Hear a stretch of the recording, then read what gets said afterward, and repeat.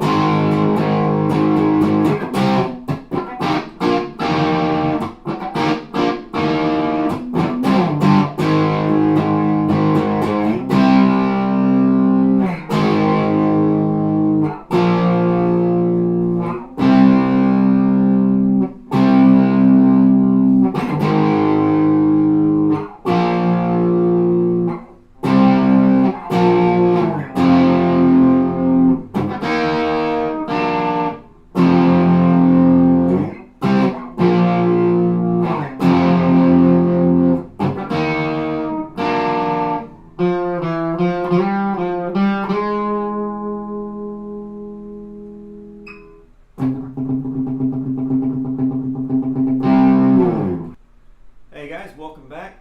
In this video we're looking at Eye of the Tiger by Survivor. Definitely one of the best songs to get pumped up with, and also just a blast to play. Basically just power chords for the most part. There are a couple little tricky parts, but it's also a good little technique builder in a sense, because you get to pick these 16th notes at the beginning. So I just hold on to the C5 chord.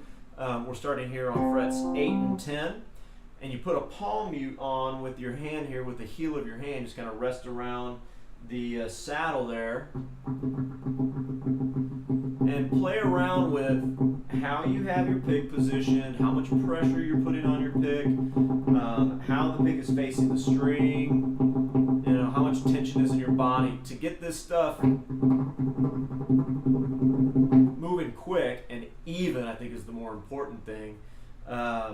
You have to feel graceful across the string, and in control would be a better way to put that. You don't want to feel like you're getting stuck, right, and putting so much into it. It's not just that force. Now, we are palm muting, so there's a little bit of an anchor there, but there's not a ton of pressure in the hand or in the pick either. So it's a good opportunity to assess your technique. But that's all it is. You're just playing the 6th string, 16th notes. And then, of course, it's transitioning in and out of it, but they've got 2 guitars going, so you choose when you play that. Then the main riff is C5, C5, B flat 5, C5, which is 8, 6, 8. I'm calling out the finger 1 root note here. You do that again, and then C, G back at fret 3, and A flat 5 at the 4th fret. So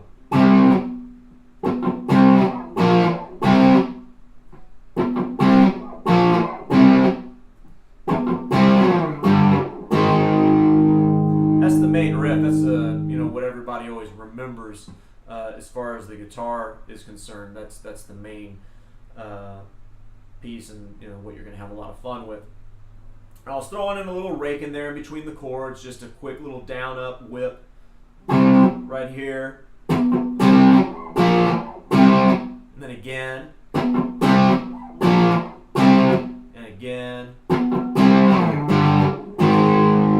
you can incorporate that into your playing as you're going along.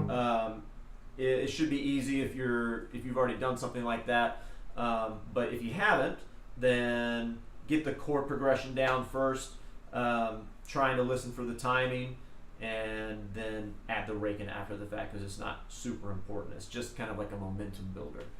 And then the one variation that we have on that riff is you play your C5 chord. You can put the rake in again if you want. And then I'm going to bar strings 4, 3, and 2 at the 8th fret with my 3rd finger. Alright?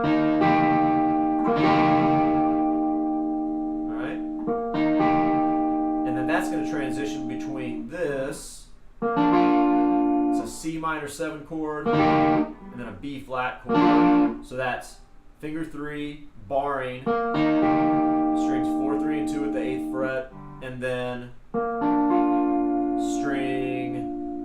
finger 3 on string 4, fret 8, finger 2 on string 3, fret 7, and finger 1 on string 2, fret 6. So a little stair stepper chord there. Great triad to know. So it goes between those two. Instead of this, those power chords we're playing back and forth between those, and that can feel a little tricky. That's something to work on.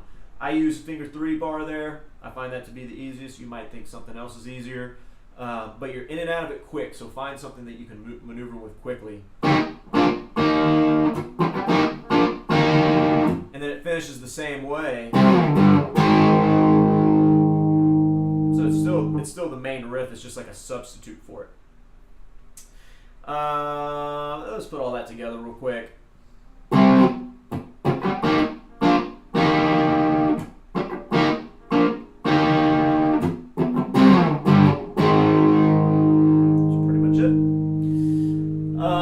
Then we have the verse, which will be the easiest part. It's going to be all of our chords from the main riff aside from G5. So we have C5 at fret 8, B flat at fret 6, and A flat at fret 4 here.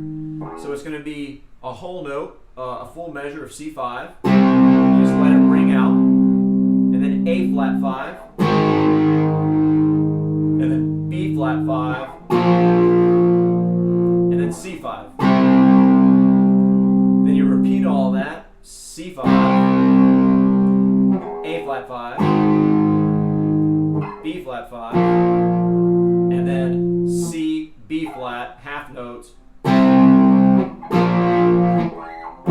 that's your transition into the chorus. So that would be 1, 2, 3, 4. 1, 2, 3, 4. 1, 2, 3, 4. 1, 2, 3, 4. 1, 2, 3, 4. 1, 2, 3, 4. 1, 2, 3, 4. 1, 2, 3, 4. Chorus. So the chorus, we're going to have just this F5 chord, let it ring out. And then we jump to, I'm using fingers 1 and 3 at the string 3, fret 3, and then finger 3 at string 2, fret 4. Just those two notes. String 3, fret 3, string 2, fret 4. And then fret 3 barred on those same two strings, 3 and 2. So you have F5 chord, and you can put a little rake in there if you want.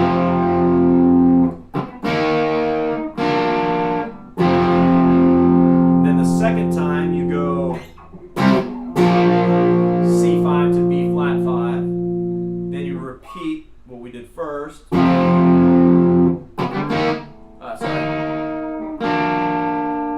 then we have the little ending riff, which I'm going to go into in a second. So the chorus altogether is.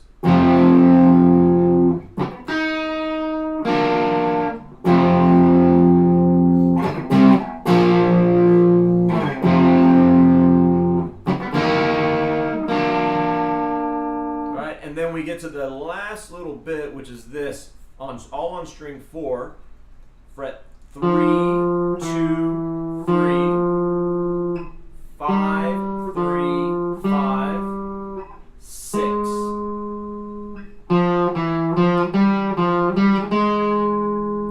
Which I always thought sounded really weird because it's harmonizing with what we really hear in the song.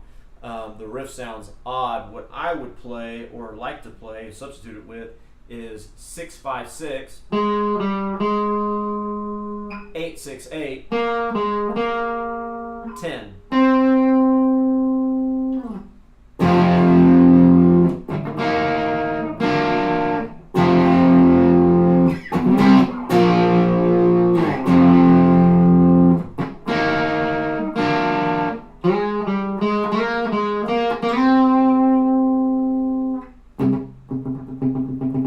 So on and so forth. So you don't have to make that change in that final riff. It just always sounded odd to me, but this is what they're playing.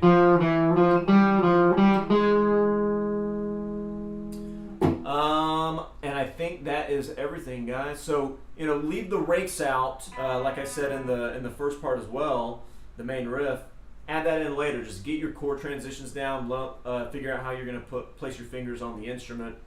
And the only like slightly difficult shift, I guess, is if you put the rake in and then getting to that, because you have to kind of mute the strings and then get your fingers in place real quick. But that's it. Let me know if you have any questions, guys. Have a lot of fun with that one. That's a blast to play once you get it down. Get a good amount of healthy amount of distortion going and disturb your neighbors. All right. See you in the next video. Thanks.